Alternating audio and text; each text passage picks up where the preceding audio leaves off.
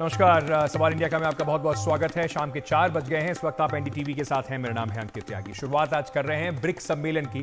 किस तरीके से एक नई एंट्री इस जो ब्रिक्स का समूह था उसके अंदर हुई है। नए देशों को 6 नए देशों को जगह मिली है और उससे क्या जो एक ग्लोबल स्ट्रक्चर्स बन रहे हैं, अलग अलग ग्रुपिंग्स जो बन रही हैं, जो संगठन है, चाहे वो G7 हो, G20 हो, उसमें किस तरीके से इसका प्रभाव बढ़ेगा। एशिया के साथ साथ अफ्रीका के देशों की इसके अंदर एंट्री हुई है, उससे फर्क क्या पड़ेगा। इन सब चीजों पर बात करते हुए इससे ब्रिक्स को कितनी ताकत मिलेगी, वैश्विक स्तर पर इस संगठन को किस तरीके से देखा जाएगा, इन चीजों पर बात करेंगे। दक्षिण अफ्रीका के जोहानिसबर्ग में आयोजित 15वें ब्रिक्स सम्मेलन में 6 नए देशों को सदस्य बनाने में सहमति जो है वो अब बन गई है। ब्राजील, रूस, भारत, चीन और दक्षिण अफ्रीका के अलावा अब सऊदी अरब, ईरान, अर्जेंटीना, यूएई, इजिप्ट और इथियोपिया को इसका सदस्य बनने का न्योता दिया गया है। इस मौके पर प्रधानमंत्री नरेंद्र मोदी ने कहा कि भारत हमेशा से ब्रिक्स के विस्तार का हिमायती रहा है। उन्होंने यह भी कहा कि समय के साथ वैश्विक संगठनों में विस्तार जो है वो होते रहना चाहिए।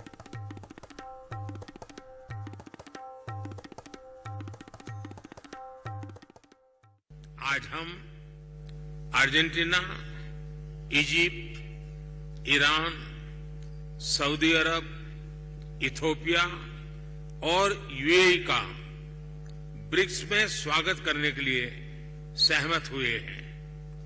सबसे पहले मैं इन देशों के लीडर्स और वहां के नागरिकों को बहुत बहुत बधाई देता हूं। मुझे विश्वास है कि इन देशों के साथ मिलकर हम अपने सहयोग को एक नई गति और नई ऊर्जा देंगे। ब्रिक्स का विस्तार एवं आधुनिकीकरण इस बात का संदेश है कि विश्व के सभी इंस्टीट्यूशंस को बदलते समय की परिस्थितियों के अनुरूप ढलना चाहिए।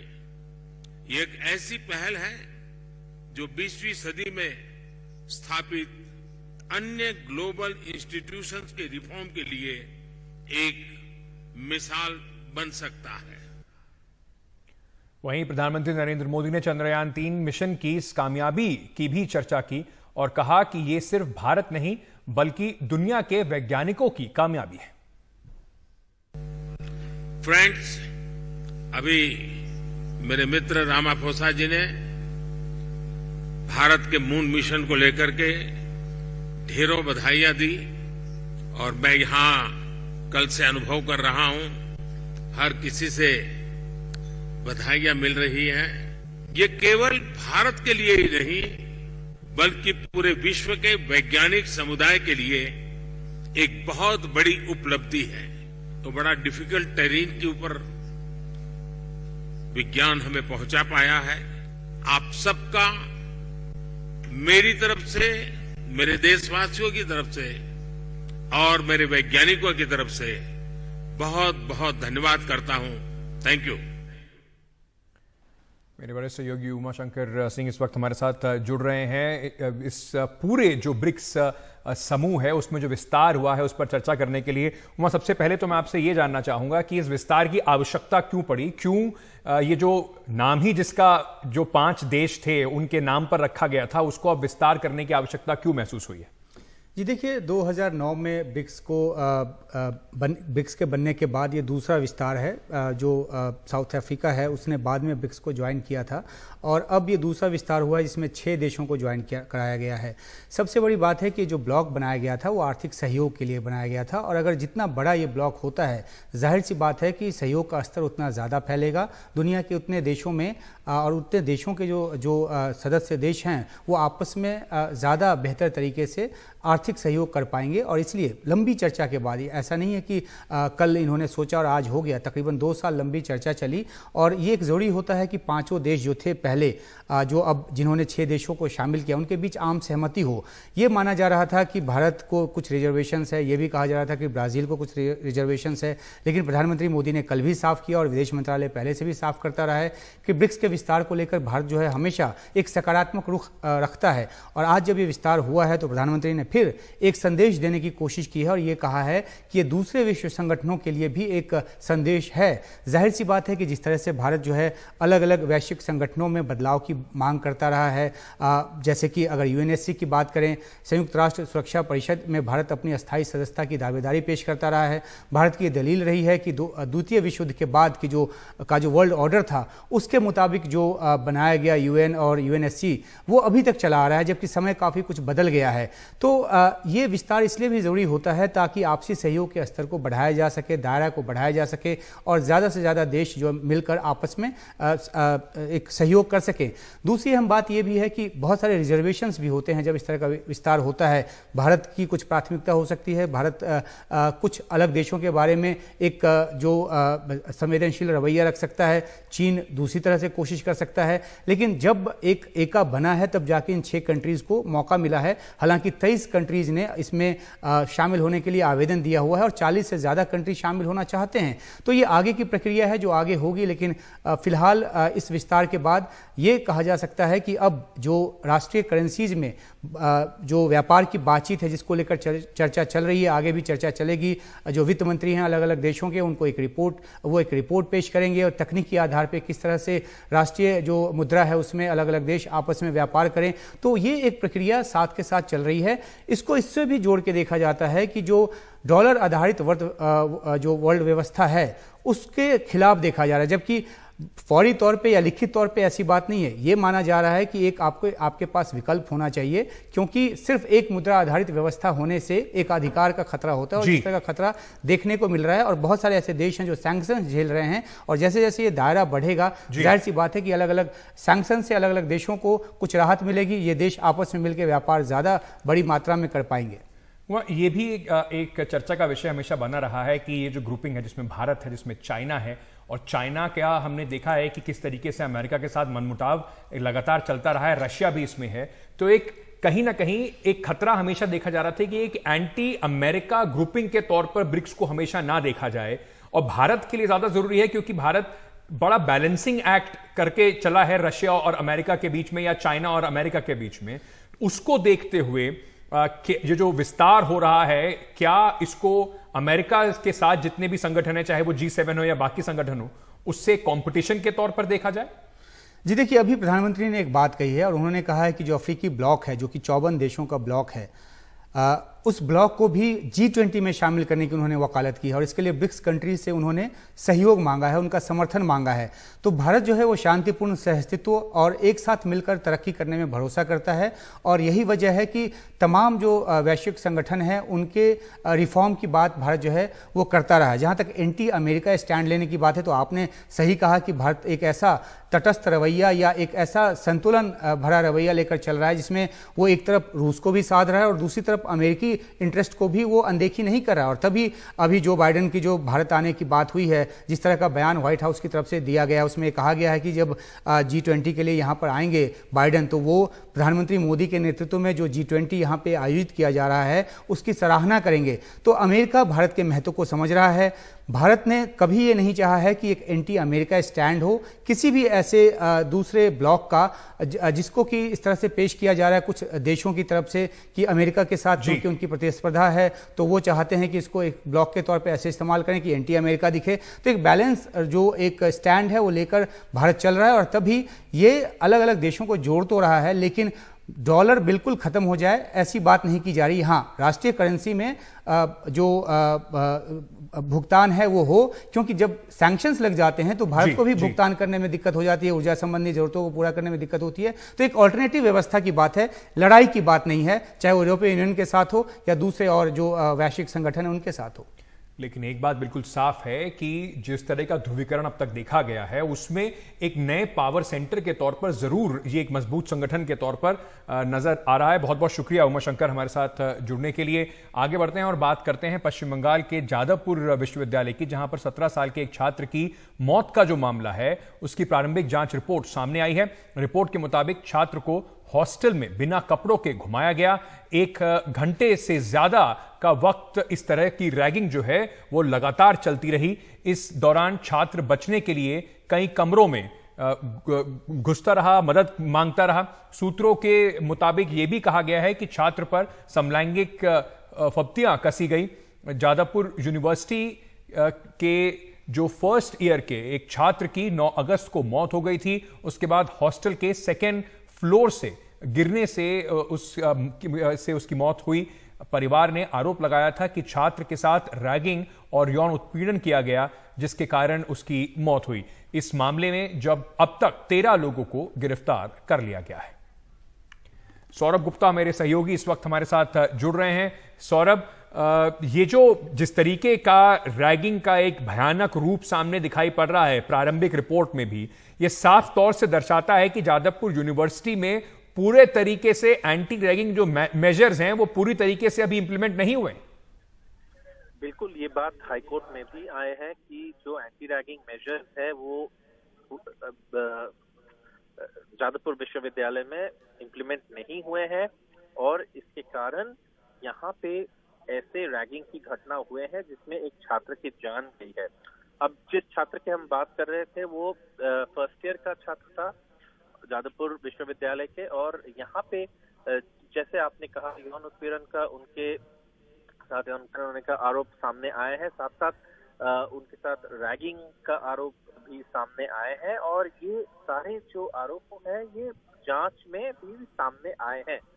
पुलिस के मुताबिक इस मामले में उन्होंने जो अब तक जांच किए है उसमें उन्होंने कई जो स्टाफ है विश्वविद्यालय के उनके जो स्टेटमेंट्स है वो रिकॉर्ड किए हैं। साथ साथ उन्होंने कुछ 13 छात्र को अरेस्ट भी किए हैं।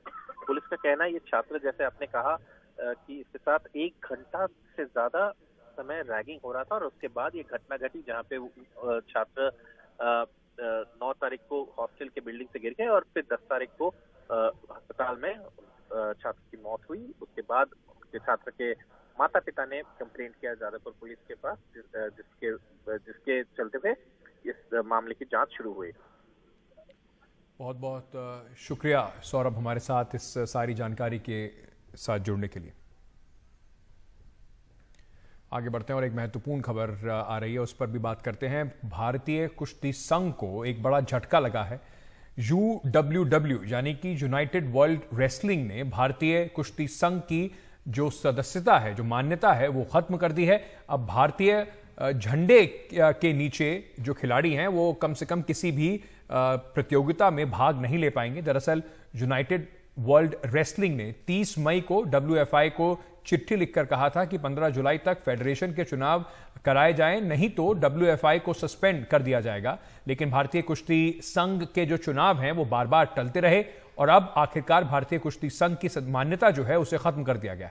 अगले महीने होने वाले कुश्ती चैंपियनशिप जो है, वर्ल्ड चैंपियनशिप जो है, ऐसे में खिलाड़ियों के लिए एक बड़ा झटका इसे माना जा रहा है। आपको बता दें कि WFI के पूर्व अध्यक्ष बृजभूषण शरण सिंह पर यौन उत्पीड़न के आरोप लगे थे। उसके बाद खेल मंत्रालय ने WFI के पदाधिकारियों को सस्पेंड कर दिया था और एक एडहॉक कमेटी का गठन किया था। हमारे वरिष्ठ सहयोगी विमल इस वक्त हमारे साथ जुड़ रहे हैं इस पर ज्यादा जानकारी देने के लिए। विमल, लगातार जो खींचतान भारतीय कुश्ती संघ में दिखाई पड़ रही है उसका नतीजा अब यह है कि ना सिर्फ दुनिया में भारत की जो कुश्ती जो संघ है उसके बारे में कुछ बहुत सारी चीजें कही जा रही हैं, लिखी जा रही हैं, साथ ही साथ अब मान्यता रद्द होने के बाद कैसे फर्क पड़ेगा और क्या क्या नुकसान हमारे रेसलर्स को झेलना पड़ेगा।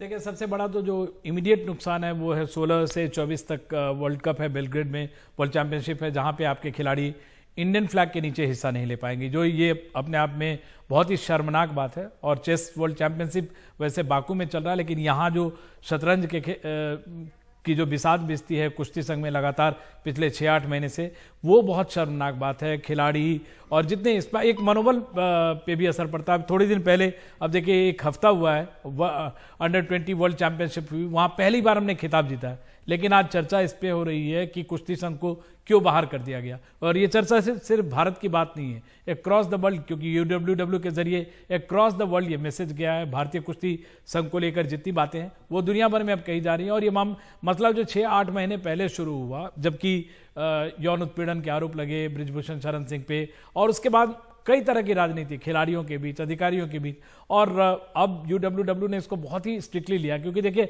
अप्रैल के एंड में उन्होंने 45 दिन का वक्त दिया था, मई, जून, जुलाई, अगस्त 4 महीने बीत गए, 90 दिन बहुत ज़्यादा होते हैं। 2 बार कोर्ट के जरिए ये रुक चुका है और आगे पता नहीं सुप्रीम कोर्ट में मसला जाता है, जल्दी चुनाव होते हैं तो एक रास्ता ज़रूर दिखता है, वरना बहुत ही शर्मनाक बात है। खबर जो गई है पूरी दुनिया में, मैसेज जो गया वो एक अलग बात है। इसके अलावा आप इंडियन फ्लैग के नीचे नहीं खेल पाएंगे, ये बहुत ही शर्मनाक बात है। एक सवाल मैं और ये भी आपसे विमल पूछना चाह रहा था कि क्या अभी स्थिति है भारत के अंदर, बीच में बात थी चुनाव होने वाले हैं, उसके बाद कोर्ट का भी इंटरवेंशन हुआ, लगातार इन चुनावों को लेकर भी काफी संदेह जताए जा रहे थे कि बृजभूषण शरण सिंह अपने लोगों को लाके वहां कोशिश कर रहे हैं बैठाने की, तो क्या स्थिति है अभी WFI में चुनावों की? देखिए वही 2 बार मैंने जैसे बताया कि 2 बार कोर्ट के जरिए ये रोका गया। एक बार असम के तरफ से आया था और दूसरा हरियाणा पंजाब हाई कोर्ट ने जो ऑर्डर दिया उसके जरिए ये रोक दिया गया। लेकिन 27 तारीख को जो है फिर से सुप्रीम कोर्ट में ये लोग जाएंगे और सुप्रीम कोर्ट ने एक बारी जो असम का मसला था उसको हटाकर चुनाव करवाने की बात कही थी, जो मुझे लगता है निजी तौर पे, मतलब मैं कोर्ट के मसले में हम लोग नहीं घुसते हैं, लेकिन ये मुझे लगता है कि अगर ये सॉर्ट आउट हो गया तो 16 से पहले एक सूरत बनती है कि, क्योंकि इलेक्शन जो लास्ट इलेक्शन जो खत्म हुआ वो सिर्फ एक रात पहले वो खत्म हुआ। 6-7 बजे अगले दिन 11 बजे चुनाव होना था और 6-7 बजे शाम को एक दिन पहले खबर आई कि चुनाव नहीं होगा।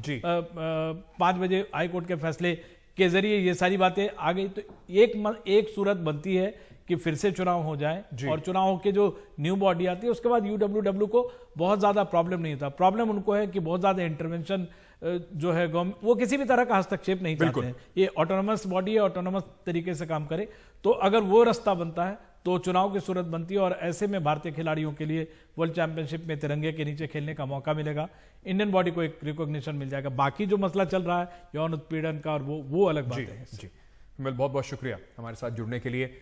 छोटा सा एक ब्रेक ले रहे हैं, पर ब्रेक पे जाने से पहले आपको बता दें कि शनिवार सुबह 10 बजे से लेकर शाम 6 बजे तक G20 पर फोकस रखकर NDTV का मेगा कॉन्क्लेव हो रहा है, उसे देखना ना भूलें।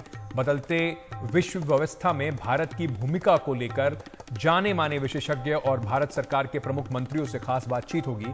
इसे देखते रहिए सिर्फ NDTV नेटवर्क पर।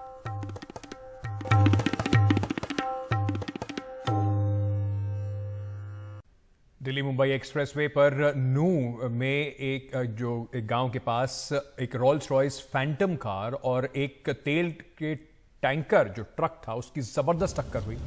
इस दुर्घटना में टैंकर में सवार 2 लोगों की मौत हो गई, जबकि कार में सवार लोग गंभीर रूप से घायल हो गए। 4 लोग घायल हैं जिन्हें अस्पतालों में भर्ती कराया गया है। टक्कर इतनी भयानक थी कि उसके टक्कर लगते ही जो टैंकर है उसमें आग लग गई। इलाज के लिए गुड़गांव के मेदांता अस्पताल में जो घायल हैं उन्हें भर्ती कराया गया है। इस हादसे में रॉल्स रॉयस फैंटम कार जलकर पूरी तरीके से राख हो गई। फिलहाल इस वक्त हम हरियाणा के नूह के उमरी गांव के पास हैं। ये दिल्ली मुंबई एक्सप्रेस वे है और यहाँ पे रॉल्स रॉयस कार है जो जलकर बिल्कुल खाक हो गई है। दरअसल 2 दिन पहले हादसा हुआ जिसमें इस गाड़ी में आग लग गई और इसमें बताया जा रहा है कि 3 लोग सवार थे जो गंभीर रूप से घायल हुए, जिनको अस्पताल में एडमिट करवाया गया। आप देखिए कि किस तरीके से गाड़ी में कुछ भी एक तरीके से निशान नहीं बचा है, सिर्फ राख ही राख आपको नजर आएगी। और सोचिए कि उस वक्त का मंजर क्या रहा होगा। ओवर स्पीडिंग की बात पुलिस कह रही है, इसमें मामला भी दर्ज किया गया है 3 अलग अलग धाराओं में।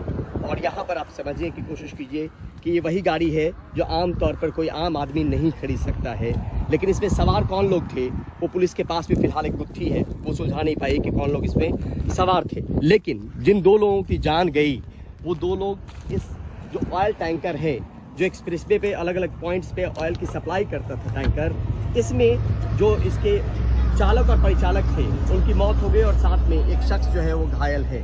और ये ट्रक जब टक्कर लगी तो बिल्कुल पलट गई, लेकिन टक्कर कैसे लगी वो भी बताने की कोशिश करते हैं। ये दिल्ली मुंबई एक्सप्रेस पे है, दिल्ली से रास्ता इस तरफ से आ रहा है, इस तरफ से रास्ता जो है वो जयपुर की तरफ होते हुए आगे जाएगा। लेकिन यहाँ पर दरअसल एक यू टर्न है और इस यू टर्न पे ये बताया जा रहा है, पुलिस कह रही है कि ऑयल टैंकर यहाँ से यू टर्न ले रहा था और उसी वक्त तेज रफ्तार से आ रही रॉल्स रॉयस कार ने उसके पीछे से हिट किया।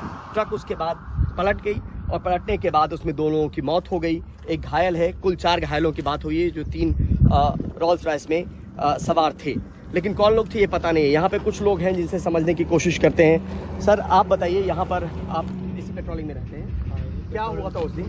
उस दिन जब हमें इंफॉर्मेशन मिली, हम 5-7 मिनट के अंदर आ चुके थे।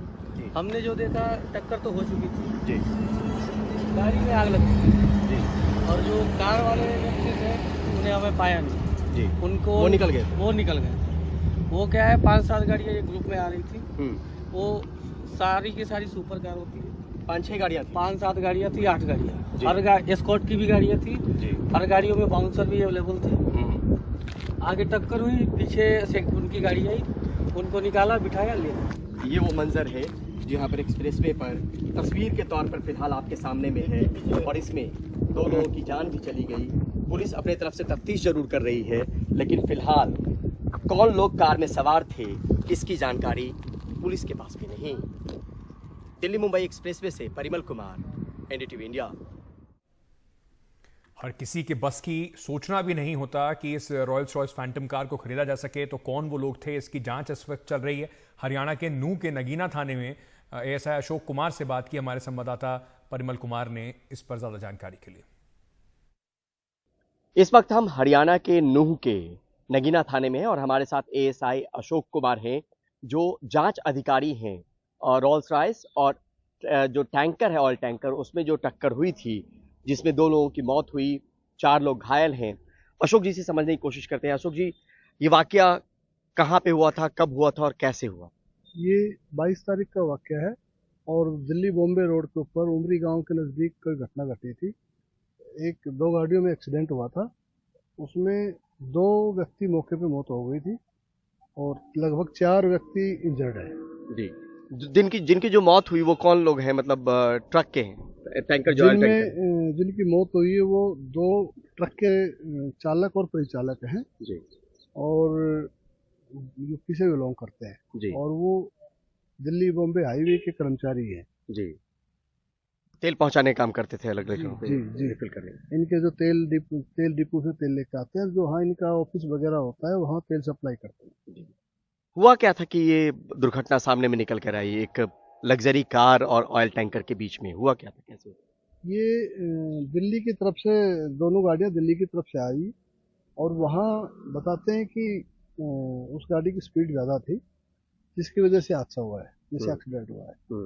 क्या स्पीड, मतलब अगर थोड़ा सा बताना अब चाहिए? इसका अनुमान तो हम नहीं लगा सकते, उसकी तफ्तीश जारी है। ऑडियो नहीं, कहीं से यू टर्न ले रहे थे, आप बता रहे थे? नहीं, वो वहाँ उन्होंने दिल्ली हाईवे वालों ने कट बना हुआ, तो वहाँ से वो गाड़ियाँ वो यू टर्न लेती है, तो उसका भी तस्दीक कर रहे हैं, तफ्तीश जारी है।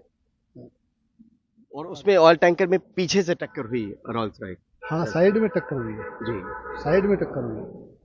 कौन लोग थे ये लोग, इसके बारे में जानकारी पता चल पाई है? मैसेज रुका आया हुआ है, तो हम एक बार दिल्ली या गुड़गांव मैदानता में शायद दाखिल है, वहाँ जाकर उनके बयान लेंगे, कार्रवाई आगे की जाएगी। मामला किन किन धाराओं में दर्ज है? मामला 279, 337, 304 ए आईपीसी जी के तहत दर्ज किया गया है और तफ्तीश जारी है। जो क्या कहता है, ये जो धाराएं हैं वो क्या कहती है? ये धारा कहती है कि कोई भी व्हीकल को गफलत लापरवाही से तेज रफ्तार से चलाकर किसी को चोट पहुंचाकर उसकी मृत्यु होना इन धाराओं में आता है। जी, तो अब आगे की रणनीति ये होगी कि जो कार के जो ऑनर हैं या जो उसमें सवार थे उनसे बातचीत की बात? अभी 2 इंजर्ड हैं, हम उसकी कार्रवाई कर रहे हैं, उसके बयान लेते हैं, जैसा कार्रवाई होगा हम मिलाएंगे। ठीक है, बहुत बहुत शुक्रिया हमसे बात करने के लिए। हरियाणा के नूह के नगीना थाने से परिमल कुमार, एनडीटीवी इंडिया। हिमाचल प्रदेश के कुल्लू बस स्टैंड के पास फिर से भीषण लैंडस्लाइड हुई, जिसमें करीब 8 से 9 इमारतें ढह गई। हालांकि अभी तक किसी की जान का नुकसान होने की कोई खबर नहीं मिली है। खबरों के मुताबिक प्रशासन ने एहतियात के तौर पर पहले ही इन इमारतों को खाली करा लिया था। कुल्लू के आनी इलाके में ये लैंडस्लाइड हुआ। यहां पर हजारों जो वाहन हैं वो अभी फंसे हुए हैं। 10 किलोमीटर लंबा जाम लगा हुआ है। बारिश की वजह से मंडी से जुड़ने वाली जो सड़क को खासा नुकसान पहुंचा है। बुधवार को मौसम विभाग ने रेड अलर्ट जारी करा था और पूरे इलाके में भारी बारिश की संभावना जताई थी। वहीं शिमला में भी जो लोग हैं उनको अभी तक परेशानी का सामना करना पड़ रहा है। शिमला में एक होंडा के शोरूम पर अचानक लैंडस्लाइड हुआ, जिसकी वजह से ये एक ट्रक जो है वो भी इसकी चपेट में आ गया और शोरूम से आकर टकरा गया, जिसके बाद शोरूम में बैठे लोगों में भगदड़ मच गई। ये चीखते चिल्लाते कर्मचारी खिड़कियों से कूदने पर मजबूर हो गए। आराम से, जल्दी धक्का मत दो, आराम से आराम से। अभी इस वक्त हिमाचल में क्या हाल है, इस पर बात करने के लिए हमारे साथ हिमाचल प्रदेश के उप मुख्यमंत्री मुकेश अग्निहोत्री साहब जुड़ रहे हैं। सर, बहुत बहुत शुक्रिया हमसे बात करने के लिए। सबसे पहले मैं आपसे पूछना चाहूंगा, अभी हालात क्या है? एक के बाद एक जो तस्वीरें हिमाचल प्रदेश, चाहे वो शिमला हो चाहे वो कुल्लू हो, वहां से जो आ रही हैं वो काफी डराने वाली है। एक तो कल जो है और ये जो अब आनी की घटनाक्रम हुआ है, अब कुल्लू डिस्ट्रिक्ट में घूम के फिर कुल्लू पहुंच गया मसला। फर्स्ट राउंड में भी कुल्लू में बहुत भारी तबाही हुई थी। अब कुल्लू के आनी में जो घटनाक्रम हुआ है, 8 बहुमंजिला बिल्डिंगें जो है ताश के पत्तों की तरह बिखर के भरभरा के नीचे गिर गई हैं। और ये आनी के बस अड्डे के बिल्कुल समीप है। हालांकि हमारे पथ परिवहन निगम की बहुत बसें वहाँ खड़ी हुई थी, वो सारी बच गई हैं और इन बिल्डिंग्स को पहले ही खाली करवा लिया गया था, तो कोई कैजुअलिटी नहीं हुई है। और लेकिन ये भारी भरकम स्ट्रक्चर्स थे जो नीचे आए हैं। इसके नीचे 100 के आसपास दुकानें भी थी, लेकिन बचाव हो गया है और सब लोगों को राहत शिविरों में पहुंचा दिया गया है, जहां उनके लिए बंदोबस्त किए जा रहे हैं। लेकिन ये भी काफ़ी बड़ा घटना, बहुत बड़ा हादसा ह्यूमन ट्रेजेडी के हिसाब से टल गया। ह्यूमन ट्रेजेडी के हिसाब से चल गया। लेकिन जब से इस बार मॉनसून शुरू हुआ है, हिमाचल प्रदेश पर प्रकोप बना हुआ है, कितना नुकसान अब तक जानी तौर पर और माली तौर पर हिमाचल प्रदेश को हुआ है? देखिए, ये अभी तक हमारे लगभग 450 कैजुअलिटीज हो चुकी हैं पूरे मानसून सेशन की अगर बात करें, और 10,000 करोड़ रुपए के आसपास नुकसान हुआ है। जो आप देखते हैं, कोई बिल्डिंग्स का है, कोई सड़कों का है, कोई पानी की स्कीमों का है, तो 10,000 करोड़ के आसपास का नुकसान है। हम इसमें ये नुकसान नहीं डाल रहे हैं जैसे टूरिज्म को लॉस हुआ है, पेट्रोल डीजल की खपत पे जो लॉस हुआ है, या वाइन का जो लॉस होते हैं, जो गवर्नमेंट के इनकम के जो सोर्सेज हैं, उनको हमने कोई काउंट नहीं किया है। सिर्फ जो हमारा स्ट्रक्चरल लॉस हो गया है वही 10,000 करोड़ के आसपास पहुंच गया है। 10,000 करोड़ का भारी नुकसान हुआ है। लेकिन लगातार चाहे सुप्रीम कोर्ट हो चाहे एक्सपर्ट्स हो, वो उंगली उठाकर इस बात को कह रहे हैं कि जो बेजा कंस्ट्रक्शन है हिमाचल प्रदेश में, लोड बेयरिंग कैपेसिटी को ध्यान में ना रखते हुए जिस तरीके से बढ़ता जा रहा है और टूरिज्म का भी इसके ऊपर बोझ लादा जा रहा है, उसकी वजह से इतना दबाव है उसकी वजह से ये हादसे हो रहे हैं। नहीं, देखिए, अभी तक तो हम रिलीफ एंड रेस्टोरेशन के बीच में हैं। अभी जो फोकस है हमारा रिलीफ एंड रेस्टोरेशन पे ही चल रहा है, क्योंकि लगभग 15,000 लोग बेघर हो चुके हैं, जिनके घर उजड़ गए हैं, और लोगों को पार्शली डैमेज जो हाउसेज हैं वो अलग हैं। तो इसलिए इस समय हम इस बात पे नहीं जा रहे हैं कि हमें इस बात पे अभी क्या सबक लेना है। अभी तो हमें ये नज़र आ रहा है कि ब्यास नदी ने तबाही मचाई है। सबसे ज़्यादा जो है कुल्लू मनाली में भी ब्यास है, और इधर भी कांगड़ा में भी ब्यास है, हमीरपुर में भी ब्यास नदी है। तो सारा जो नुकसान हुआ है वो ब्यास बेल्ट में हुआ है। तो जैसे कल ही हमने ब्यास नदी के इर्द गिर्द जितने भी 4 जिले, खासतौर पे कुल्लू, मंडी, कांगड़ा और हमीरपुर में सारे क्रशर बैन कर दिए गए। जितने भी भारी भरकम, मैं अभी दौरे पे था फतेहपुर पे और इंदौरा के, जहाँ पे बहुत पौंग डैम की वजह से बहुत ज़्यादा नुकसान हुआ, तो वहाँ पे भी हमने देखा कि भारी भरकम क्रशर काम कर रहे हैं। गगनचुंबी उन्होंने स्टोरेज कर रखी है, गाड़ियाँ लाद के जा रहे हैं एक दिन में।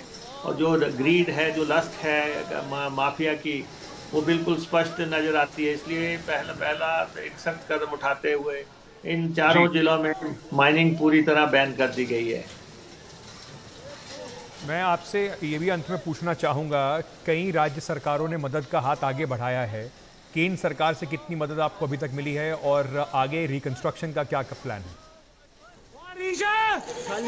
ये देखिए, हम लगातार ये मांग करते आ रहे हैं कि हमारा नुकसान जो है 10,000 करोड़ तो सामने ही है जो लॉस हुआ है सड़कों का, और खासतौर पे पानी की स्कीमें हमारी 2,000 करोड़ रुपए का तो पानी की स्कीमों का ही लॉस हो चुका है। तो इसलिए हमने कहा था कि 10,000 करोड़ रुपए का हमारा नुकसान हुआ है, हमें फौरी मदद की जाए। अब राजनीति का विषय नहीं है, लेकिन ले दे के अभी तक वैसी राहत जो एक केंद्र सरकार को करनी चाहिए वैसी राहत तो नहीं दी गई है। ना ही हिमाचल प्रदेश को जो है आपदाग्रस्त राज्य घोषित किया गया है, जो हम बार बार कह रहे हैं कि राष्ट्रीय आपदा घोषित कर दें, जैसे आपने केदारनाथ केस में किया था, वैसे ही हिमाचल प्रदेश में आप घोषित करें। वैसे ये घोषित किए नहीं जा रहे। हाँ, हम उन स्टेट्स के आभारी हैं जिन राजस्थान की सरकार ने हमें 15 करोड़ रुपए दिया है, कर्नाटक की सरकार ने हमें 15 करोड़ रुपए दिया है, तमिलनाडु की सरकार ने हमारी 10 करोड़ रुपए की मदद की है, और उसके बाद हरियाणा की सरकार ने 5 करोड़ रुपए की मदद की है, छत्तीसगढ़ ने 11 करोड़ की मदद की है। राज्य मदद कर रहे हैं और लोग भी मदद कर रहे हैं, मदद का हाथ काफी ऑर्गेनाइजेशन बढ़ा रही हैं। लेकिन हम जैसे हमने पहले भी कहा, ये संघीय ढांचा है। एक राज्य पे अगर कष्ट है तो केंद्र को ये नहीं सोचना चाहिए कि यहाँ पे कांग्रेस की सरकार है और केंद्र में भारतीय जनता पार्टी की सरकार है, तो तंग दिली से जो है मदद करनी है। बहुत बहुत शुक्रिया मुकेश अग्निहोत्री जी। इस वक्त आपके राज्य में, हिमाचल प्रदेश में काफ़ी विपदा आई हुई है। उम्मीद कर रहे हैं जल्द से जल्द ये संकट के बादल हिमाचल प्रदेश से छटें। आगे बढ़ रहे हैं, छोटा सा एक ब्रेक लेके वापस आ रहे हैं। मिजोरम के सरांग में हुए पुल हादसे में 23 लोगों की मौत होने की आशंका जताई जा रही है। अब तक 19 लोगों के शव बरामद किए गए हैं। मरने वालों में 6 लोग एक ही परिवार के हैं, 3 लोग घायल अवस्था में हैं, जिनको इसमें रेलवे का एक इंजीनियर भी शामिल है। सूत्रों के मुताबिक मृतकों का आंकड़ा जो है वो और भी बढ़ सकता है। ये एक बहुत बड़ा हादसा हुआ है। अभी के लिए इतना ही, पर जाने से पहले आपको याद दिला दें, शनिवार सुबह 10 बजे से लेकर शाम 6 बजे तक एनडीटीवी पर G20 पर फोकस करके एनडीटीवी का मेगा कॉन्क्लेव होने वाला है, उसे देखना ना भूलें। बदलती विश्व व्यवस्था में भारत की भूमिका को लेकर जाने माने विशेषज्ञ और भारत सरकार के प्रमुख मंत्रियों से खास बातचीत होगी दिन भर एनडीटीवी नेटवर्क पर।